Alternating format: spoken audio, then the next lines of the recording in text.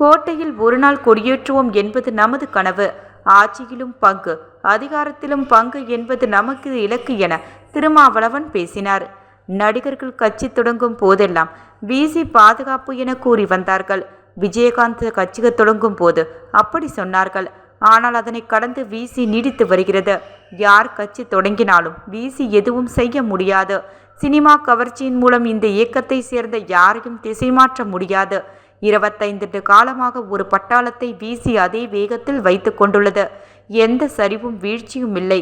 25 ஆண்டுகள் கடந்து கட்சி தாக்கு பிடிப்பதே சாதனை. வெற்றி திமுக அதிமுகவோடு இணைந்துள்ளதால் தான் வெற்றி என சிலர் ஏளனம் பேசுகின்றனர். பாமக, மதிமுக, தேமுதிக போன்ற கட்சிகளும் தங்கள் செல்வாக்கை நிரூபித்துத்தான் கூட்டணியில் இணைந்துள்ளது. நான் தொடக்கத்தில் ஏராளமான ஓட்டுகள் பெற்ற போது என்னை பற்றி யாரும் பேசவில்லை. நம் வாக்கு வங்கியை தனியாக நிரூபித்ததால் பெரிய அரசியல் கட்சியினர் நம் செல்வாக்கை வைத்து 10 தொகுதிக்குள் தான் ஒதுக்குகின்றனர். கடந்த 2006ஆம் ஆண்டுதான் நம் தேர்தல் கட்சியாக பதிவு செய்யப்பட்டது. எங்களுக்கு கொள்கைதான் பெரிது என்பதால் குறைந்த தொகுதியை வாங்குகிறோம். தமிழக மக்கள் நலனுக்காக வகுப்புவாத சக்திகள் ஆதிக்கம் செலுத்தக்கூடாது என்பதற்காகவே நாங்கள் தொடர்கிறோம். கோட்டையில் ஒரு நாள் கொடியேற்றுவோம் என்பது நமது கனவு. ஆட்சியிலும் பங்கு, அதிகாரத்திலும் பங்கு என்பது நமது இலக்கு. இவ்வாறு திருமாவளவன் பேசினார்.